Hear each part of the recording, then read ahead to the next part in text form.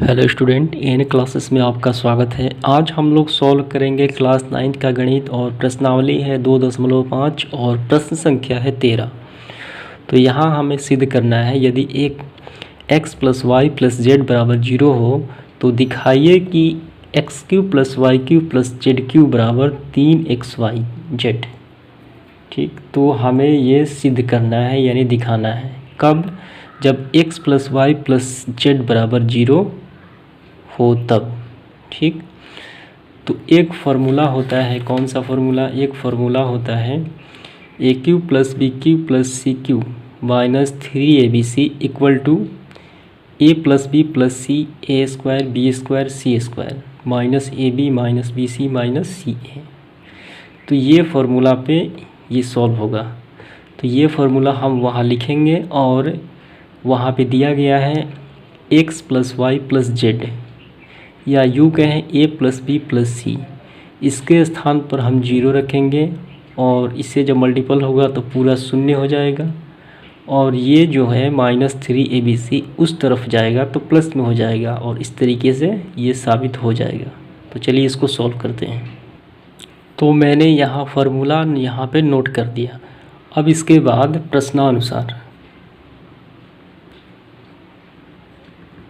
प्रश्नानुसार क्या है?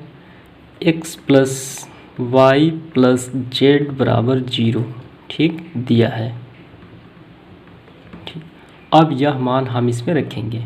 ठीक, तो देखिए यहाँ पे तो हो जाएगा x³ + y³ + z³ - 3xyz बराबर, इसके स्थान पे क्या होगा? इसके स्थान पे होगा 0, और ये इंटू में है x² y² z² -xy - yz ठीक है। अब इसके बाद x³ + y³ + z³ -3xyz। तो 0 में जब मल्टीपल होगा कुछ भी होगा तो हमेशा 0 ही होता है, यानी ये हो गया शून्य। ठीक, अब अगला स्टेप x³ + y³ + z³ ये माइनस का 3xyz उस तरफ जाएगा, यानी राइट साइड। तो क्या हो जाएगा? ये माइनस का, तो ये हो जाएगा प्लस में 3xyz। ठीक, तो x³ + y³ + z³ बराबर, तो ऐड होगा 0 में तो कितना होगा? 3xyz। ठीक, तो इस तरीके से ये प्रूव हो चुका है, साबित हो चुका है जो हमें सवाल पूछ रहा था। x³ + y³ + z³ बराबर 3xyz दिखाइए। तो यहाँ है x³ + y³ + z³ बराबर 3xyz। ठीक, कब? जब x + y + z बराबर 0 हो तो ये सॉल्व हो गया सवाल। तो इसके पश्चात हम देखेंगे प्रश्न संख्या 14। इसमें कहा गया है वास्तविक घनों का परिकलन किए बिना निम्न में से प्रत्येक का मान ज्ञात करें। तो यहाँ पहला प्रश्न है। तो इसे सॉल्व करने से पूर्व हम जान लेते हैं कि वास्तविक घन के परिकलन यानी घन का जो कार्य होता है वो किए बिना, जैसे में कि हम 2 का घन देते हैं 3, तो इसका मतलब क्या होगा? 2 × 2 × 2। ये किए बिना हमको डायरेक्ट घन का प्रयोग करके नहीं हल करना है, हमें दूसरे तरीके से फॉर्मूले के प्रयोग करके इसको हल करना है। तो कैसे हल किया जाए? चलिए इसको हल करते हैं। इससे पूर्व हमने जो सवाल बनाया था 13 नंबर, उसमें यह शर्त था कि यदि x + y + z बराबर 0 हो तो x³ + y³ + z³ बराबर 3xyz होता है, यानी प्रूफ हुआ है। तो यही जो सूत्र है ये वाला यहाँ प्रयोग होगा। कब? जब x + y + z बराबर 0 हो तब। ठीक, तो चलिए इसको जांच कर लेते हैं कि ये शून्य है कि नहीं।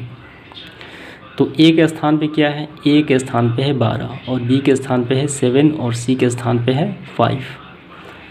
तो चलिए इसको देख लेते हैं। 12 -12 + 7 + 5। ठीक, तो कितना आ गया? 7 × 5 = 12 + 12 प्लस माइनस यानी 0। ठीक, तो यहाँ हम लोगों ने a + b + c का मान 0 प्राप्त हुआ। देखिए -12 और -12 ये शून्य प्राप्त हुआ, तो इसलिए ए बी सी बराबर शून्य प्राप्त हुआ। तो ये फार्मूला यहाँ प्रयोग होगा कौन सा, x q plus y q plus z q बराबर 3xyz। ठीक, तो ये हो गया एक्स क्यू, ये हो गया वाई क्यू, ये हो गया जेड क्यू, और इसके बराबर क्या होगा, इसके बराबर होगा 3xyz। तो यहाँ हम लिखेंगे 3xyz। तो इसलिए क्या है यहाँ पे, तो 3x का मान कितना है, x का मान है -12, और y का मान कितना है, y का मान है 7, और z का मान कितना है, z का मान है 5। अब यहाँ सबको हम गुणा कर लेते हैं।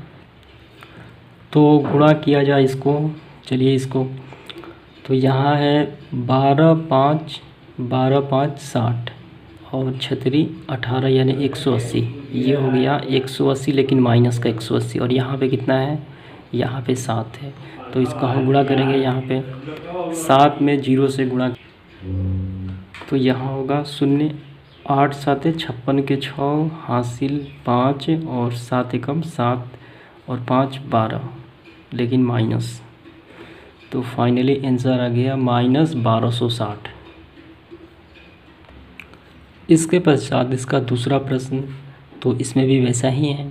ये हो गया एक्स क्यू, ये हो गया वाई क्यू, ये हो गया जेड क्यू।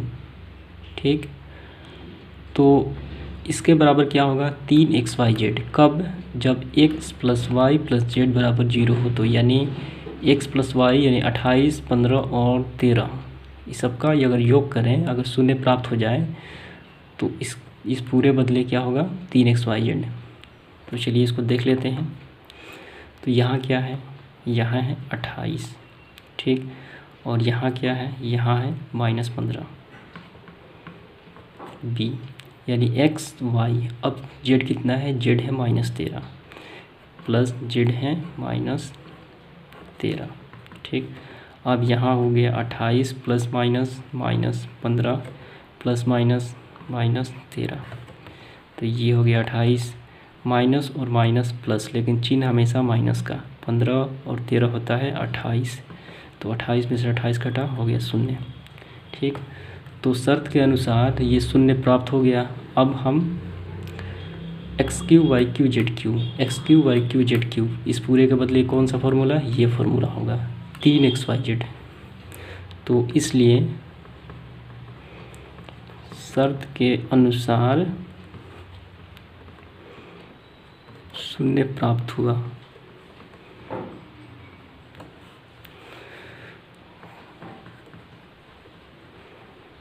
तो यहाँ x q plus y q plus z q बराबर 3xy। ठीक, 3xyz, तो 3xyz। 3x कितना है, x है 28, और y कितना है, y है -15, और z कितना है, z है -13।